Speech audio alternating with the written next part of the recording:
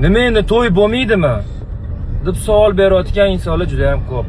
Yo'q, Xudo xolasa nasib to'y bo'ladi.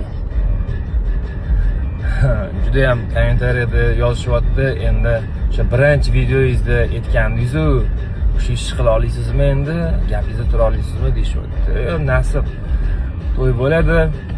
Harakatlar to'xtamadi. Taklifnomalar tarqatiladi. O'zi вообще-то u hazillashib, kulib gapirilgan gap edi. Lekin nega seriozli ovordinglar u narsani men bilmadim. Psix odamga o'xshamasam. Lekin zo'r bo'ldi. Bitta yaqin o'rtoqlar va mana aytgandimmi, buni psix deganimmi men deb xursand bo'lib yurdi ekan. Bir tomondan yaxshi bo'ldi.